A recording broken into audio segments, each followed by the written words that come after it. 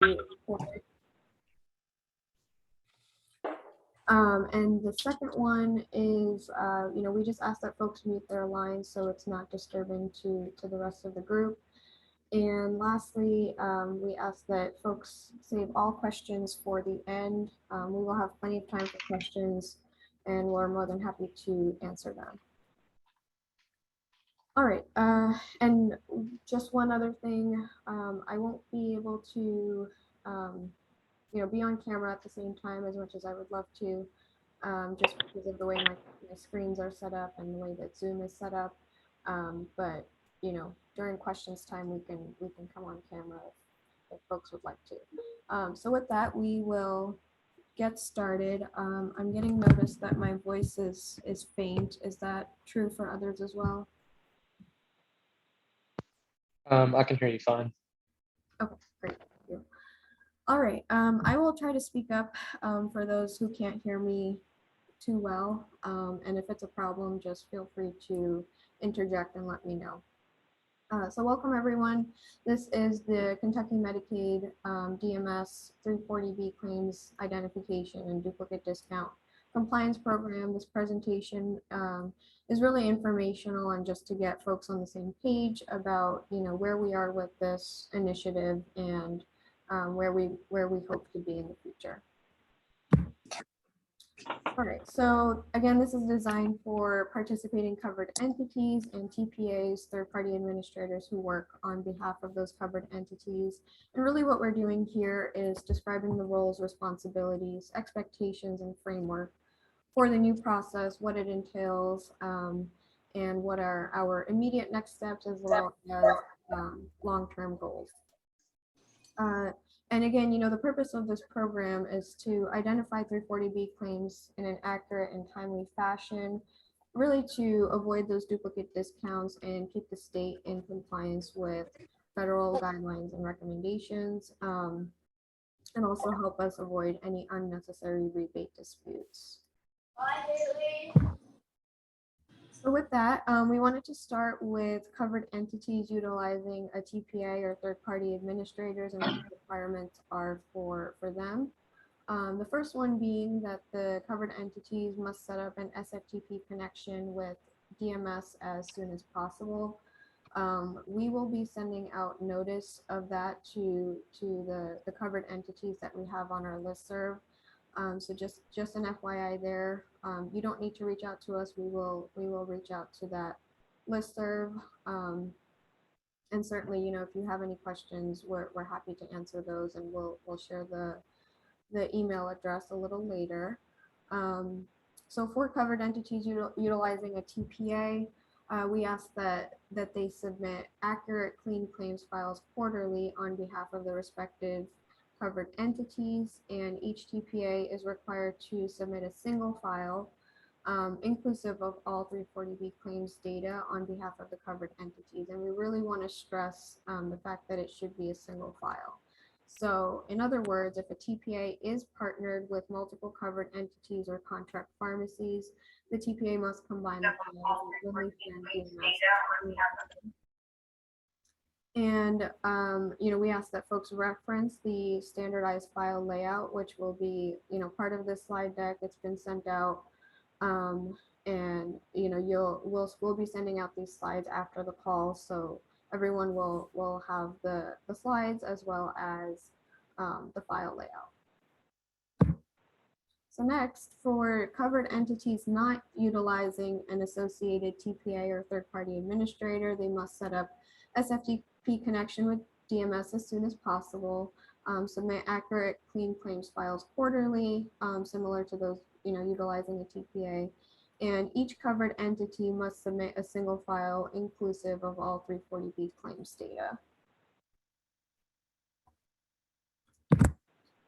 So the TPA file layout and format it's embedded in here. So, after we send it out, you'll be able to click on it and take a look at it.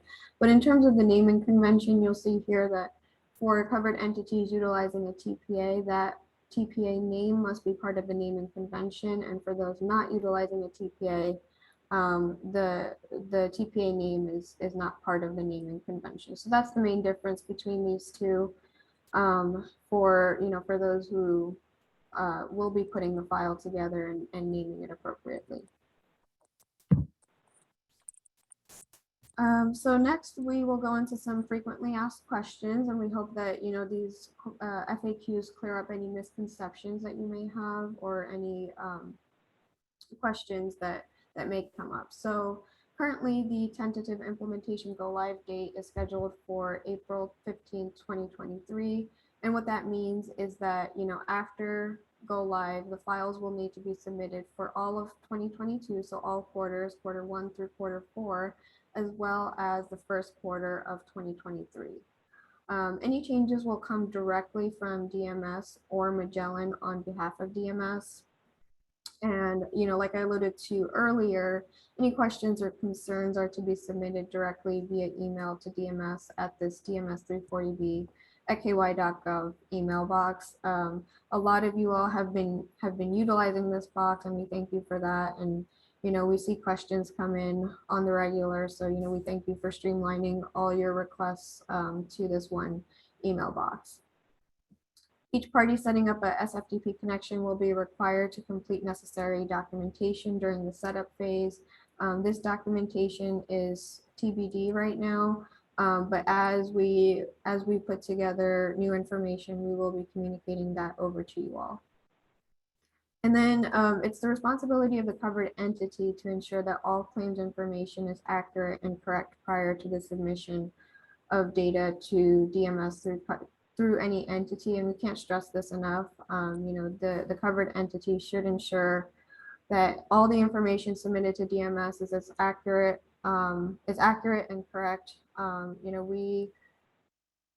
We would really like to avoid as much back and forth as we can with this new process, and we understand that there will be growing pains when we go live. But again, all claims information should be QA'd and ensure that it's accurate and correct.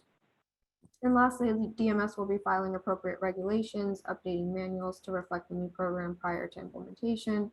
You'll see that on the DMS pharmacy policy branch page, we have updated documents about this new process, and subsequently, we'll be updating everything, all the documentation that we need to, before this process goes live. So in terms of reference materials, the pharmacy policy branch page can be referenced here. It's a clickable link, so when we send this out, feel free to use this link to find any documentation that you need or any information about the 340B program. And as always, the email box for questions is always open and available to everyone. All right, so this slide here is mainly a reference tool for folks. But one thing we wanted to point out is the difference between pharmacy billing and medical, or not billing, but pharmacy claims in terms of 340B identification and medical claims in terms of 340B identification. So you'll find all the information you need here. One other thing we wanted to stress is the different modifiers in terms of medical billing. You'll see that referenced over here. And if there are any questions with this diagram, please reach out to us. We'd be more than happy to assist you in really understanding this. But again, more so just a reference tool. We encourage you to read through this and really gain an understanding of how things will work. All right, so with that, I will stop and ask if there are any questions. We'd be happy to take those at this time. And I'll stop sharing the presentation unless someone asks me to refer back to it. Yes, I have a question, please. Sure, go ahead. Can you provide a list of all those Medicaid fee-for-service plans, as well as all those Medicaid managed care plans by BIN, PCN, and group number to identify to each covered entity what plans the state of Kentucky has? Yeah, we can certainly do that. So fee for service has its respective group and bin number. But for all managed care and managed care organizations, there is one collective group and bin number across all 6 of them. So, you know, at one point it was separate, but now it is combined into one because we have a single MCO PBM. But to answer your question, yes, we can send that out. Okay, would you maybe post that on your resources section of your website?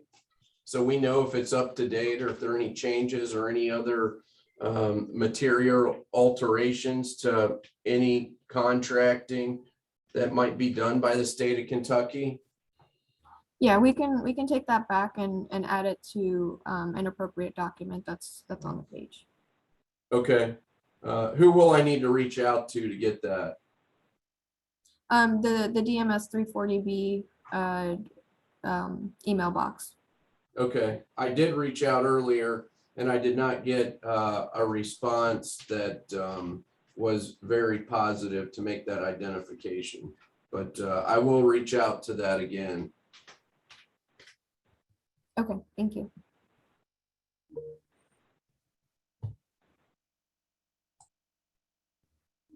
I see someone has their hand up with the name PMCGHEE. Yes, that's me. Quick question. For the file, for the submission on April 15th, are you all looking for that to be one file with 5 quarters or 5 separate files? Those would be separate based on the quarter. Okay. Thank you. Sure. I believe, oh, yes, go ahead. I was just gonna tell you, there's a question in the chat from Harry Mattingly. Will there be any Medicaid MCO 20 code modifier for claim submission? So I'm assuming they're talking about the submission clarification code of 20. Okay, yes, I see that question. So, you know, that policy is currently on hold. So when we go live with this new one, you know, that will not be a requirement.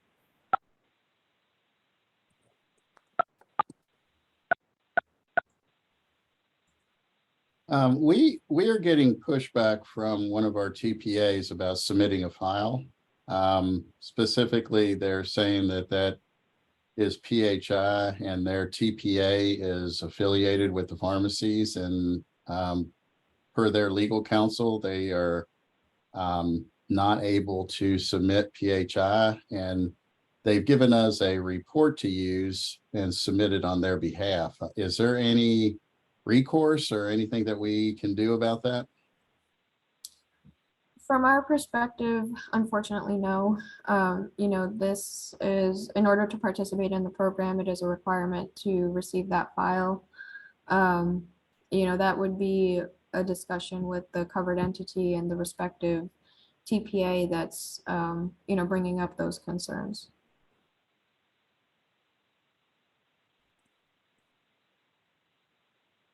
Okay. Is there any discussion between you and the TPA, or is that left up to the covered entities to discuss it? That's left up to the covered entities.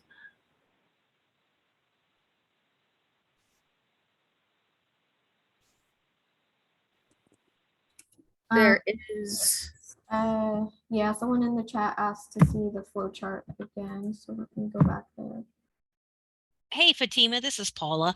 A couple questions. Will we be able to test files prior to the go live date? Yes, my understanding is yes. Jamie is a little more technical, if you can just chime in there. Yes, Paula, there will be testing, a test of files. Once we set up the FTP connection, we'll do a test run before we go into production. So that will be done kind of side by side with setting up that FTP connection. Okay, and one more question. I just want to get clarity around it for some of the KPCA sites on the call. So the covered entity, the site, the secure site will be with the covered entity. I thought we would be able to allow Cooper Strategy, who is the vendor the KPCA contracted with, to submit claims on behalf of the covered entities. Is that not the case?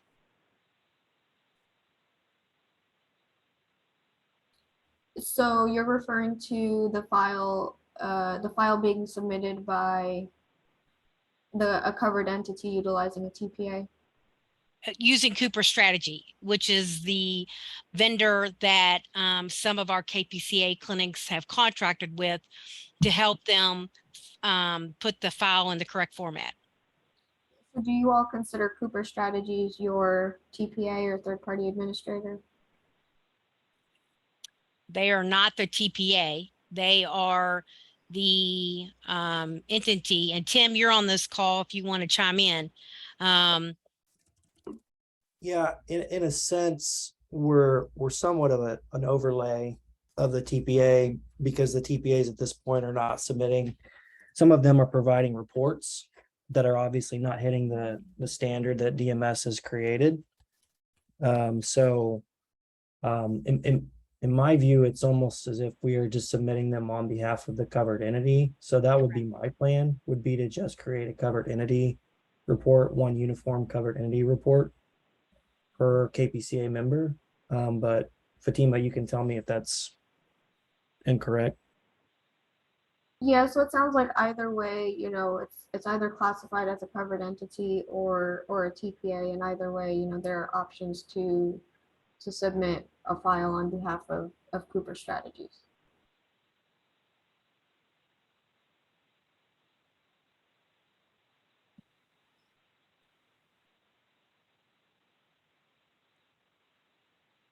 Fatima, can you go back to the flow chart, please? Sure. Chad has a question and I want to kind of take a look at it and see.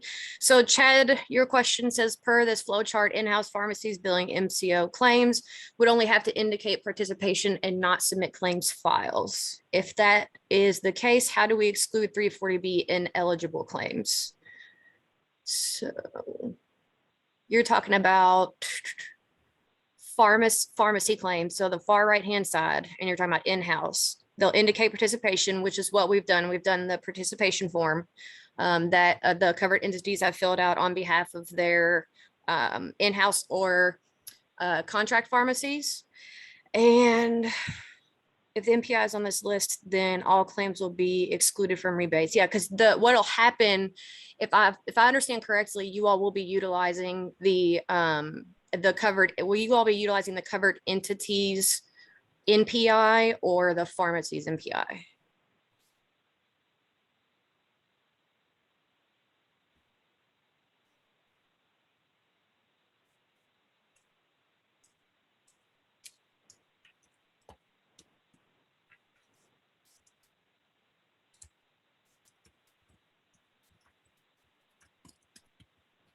Okay. I don't hear a response from Chad, but Chad, I'm going to take your question back and I'll, the DMS 340B box will send you an email just to follow up on this question for you and kind of make sure we understand exactly what you're asking, and we'll go from there, but I will send that over to you today. Sounds good, Jamie. I see Quanika has a question that we haven't addressed yet. This file submission is only for pharmacy claims and not medical. That is correct. Can I ask a question real quick? Sure. Just to clarify, so if the pharmacy is the covered entity, are all their claims based on that NPI being excluded from rebates?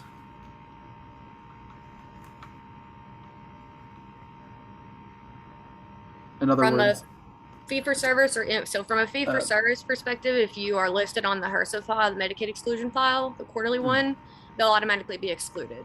If you're talking from a managed care perspective, that's where the participation form and everything comes in. Is that your question? well, I guess currently what we've been doing is sending the SCC 20 for 340B eligible claims and not for 340B ineligible claims, under the assumption that that SCC 20 is the flag that's saying this is a 340B claim, do not go after the rebate on it. Is this change basically going to say that if you're not a contract pharmacy, you're the in-house pharmacy, whether you're submitting to fee for service or MCO, you're no longer sending the 20. It's just all those claims are being treated as potentially 340B eligible claims, and so Medicaid is not going to go for the rebate on any of those. Well, via the file, so the submission clarification code of 20 it's one of a part of the on hold process. So it never was completely initiated unless there's like a different type of agreement between your all's entity and like a managed care, if there's specific managed care. So once we change this new process, the only thing that will need to be reported on that claims file is going to be 340B eligible claims. You're not going to provide us with non-340B eligible claims. Okay. But then that file still needs to be provided even for an in-house pharmacy for fee for service or just for managed care? Well, for fee for service, for fee for service is that NPI listed on the Medicaid exclusion file, because that process is not changing. Okay. So the MCO Well, but I side mean- is the side that's changing a little bit. So the MCO side, we're no longer sending the 20 in real time. Rather, every quarter we're going to send the list of 340B claims. That's correct. Yes. Okay. Now, if you all want to continue to do the submission clarification code of 20, obviously we're not going to look at that. That was never fully implemented, but from a fee for service perspective, it's going to be the Medicaid exclusion file. Okay. So if you have a covered entity pharmacy that has an NPI number that's listed on the HRSA OPA database in the Medicaid exclusion file, it does not need to have a submission of these claims. Is that what you're saying? For fee for service. That's fee for service only. Fee for service is not changing. We're always going to utilize the quarterly Medicaid exclusion file. Okay, fee for service. And MCO, that will no longer require a modifier of 20? That's correct. It's not, it won't be a requirement, but you won't be penalized, for instance, if you do use it. Okay, thank you. I'm sorry. It looks like Jake Bell had his hand up. I apologize, Jake. I didn't see that and didn't mean to jump on you. I'm gonna mute my line. You're good, Brent. You're up. Thank you, sir. You're good, Brent. The question was pretty similar. And one thing I wanted to ask is, it sounds like you never actually started utilizing the SCC 20 at all. So would there be any issue with us discontinuing that today? Yeah, so that was an on hold policy, so it never went live. I don't see any issue with that now. Okay. And Med Impact is still the MCO, correct? Med Impact is the PBM across all the MCOs. Yep. Okay. Thank you.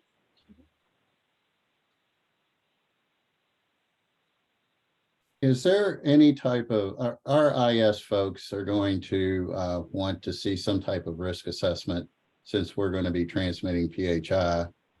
Is there some plan to be able to share risk assessment information?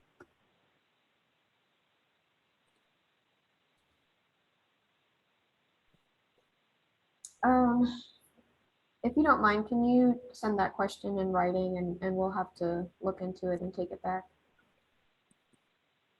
It's on one of the FAQ questions. I can't remember who asked that. I apologize. That there will be necessary documentation. That documentation right now is to be determined. So we're advising you all of this today, that we're going to start that. And then here, I don't know sure date, but here in the near future, we are going to start working with the entities to set up that FTP connection. And within that kind of discussions, we will make the discussion and determination on what forms and what assessments and things like that will be required prior to setting up that FTP connection.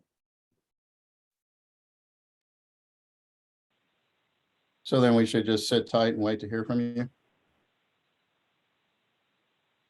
Correct. Yeah, you can expect to hear from us, throughout the process and as we get this up and running.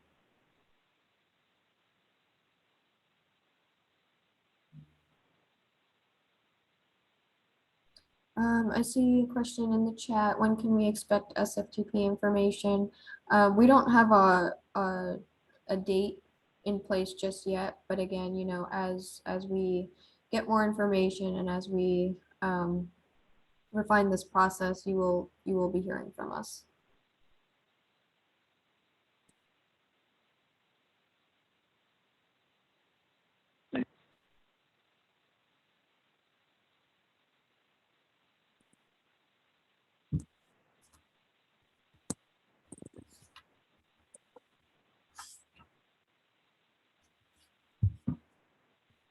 So Fatima, there's another question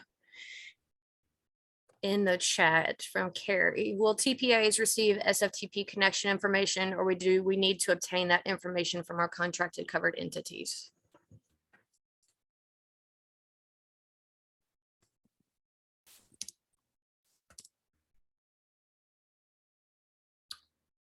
Sorry, I just need to read that question one more time to make sure I understand. You want me to say it one more time? I'm sorry. Yes, please. Okay. Carrie's wondering if will TPAs receive the FTP connection information, or do we need to obtain that from our contracted covered entities? So that's, you know, that's something that we are working on setting up a TPA listserv for. So, you know, you'll expect to hear from us from a TPA perspective about how to get that connection set up.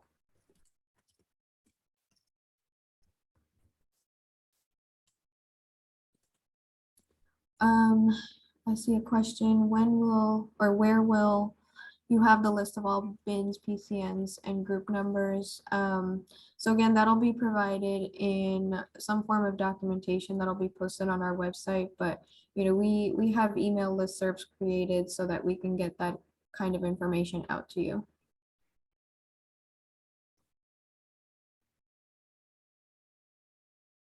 Can you please put the flow chart back up? Yes.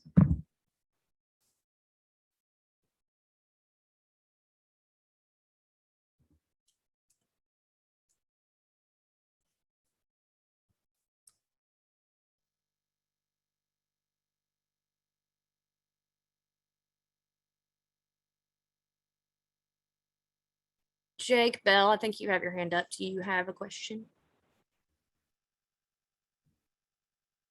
Well, honestly, I forgot to lower it, but but I have one probably simple question. So what's the frequency on this? Is this every quarter that we're sending this, or daily, weekly? Quarterly.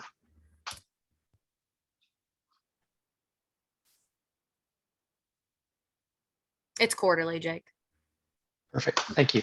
Sorry about that. Are you able to hear me? Yeah, I like I heard a brief noise, but I didn't catch Okay. all of it. Yeah, sorry about that. If you can hear me at any point, just let me know. I have some technical difficulties at times.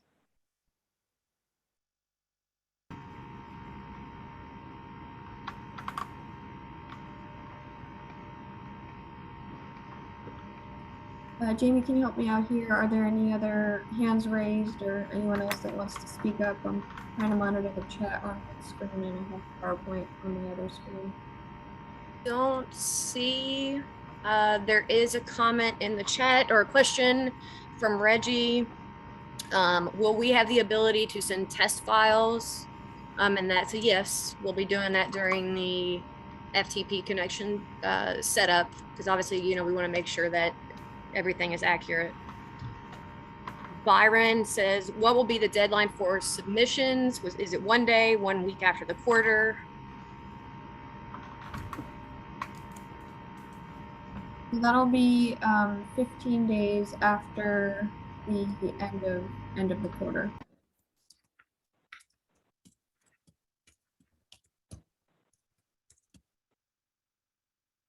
So for instance, let's say we're talking about quarter one, which ends at the end of March. It'll be 15 days after the end of the quarter, so April 15th.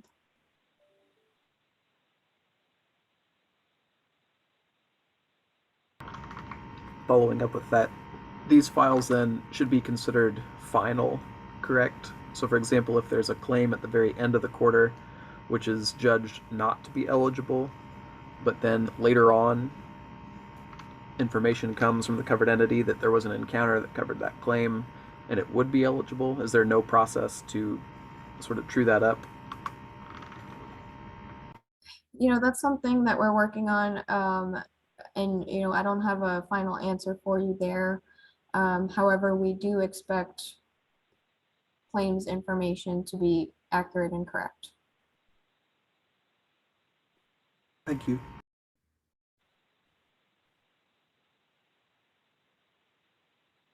What is the file naming convention? I will go back to that slide for your convenience. And also on that, the TPA layout, file layout, once you all receive the document, when you open that up at the very top, it does have the file naming convention based on the utilization of a TPA or not utilizing a TPA.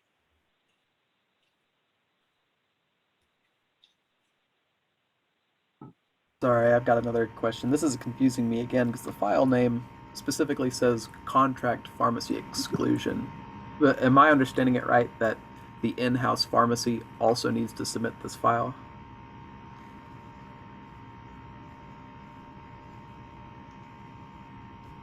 Yes, that is correct. Okay. Sorry, I you. just accidentally muted myself. Yes, that is correct.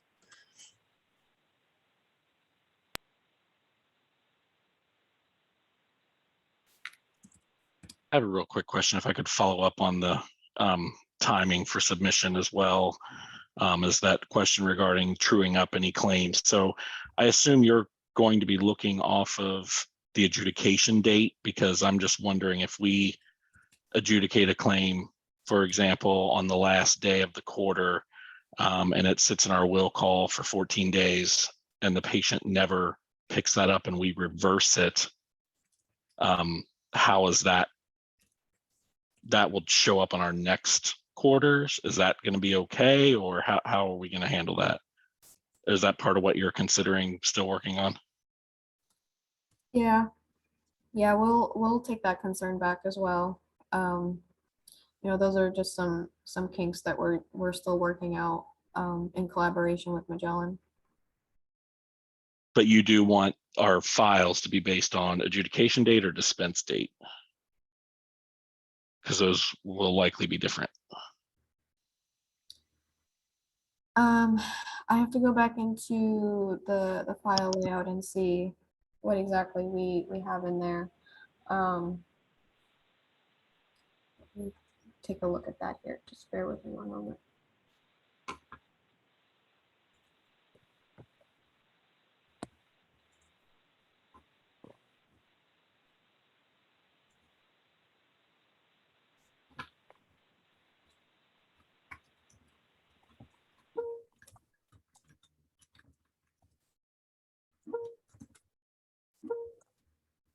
All right, so it's based off of the dispense date. I forgot who asked that question. Which in the file, it says data service. Okay, thank you.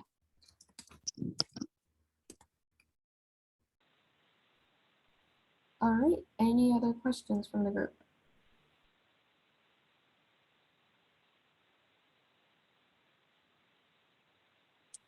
Okay. Oh, one more question. Are the changes to Kentucky MCA effective or just when the reporting begins? So again, the files should be prepared from Q1 of 2022 all the way through the end of Q1 2023. Obviously, it'll continue beyond that, but that's essentially the new process is starting this year. They'll just be reconciled next year on the implementation date of this process.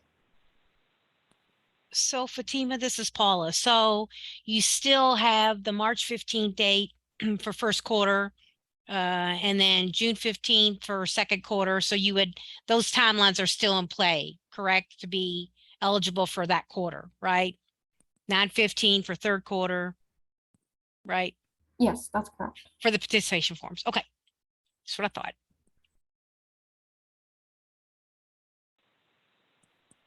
Okay. So with that, we will hop off of this call. We'll be getting the slide deck out to you all. Again, that contains the file layout for everyone's convenience, and the DMS 340B mailbox is available to you all. We'll also update our FAQs document with some of the questions that have come up on this call, just so that it's clear, what we're looking for. And we have a couple of action items to take back, so you'll be hearing from us via the DMS 340B email box. With that, we'd like to thank you all for attending this call, and we look forward to collaborating with you on this initiative. Thank you. Thank you. Thank you. Thanks.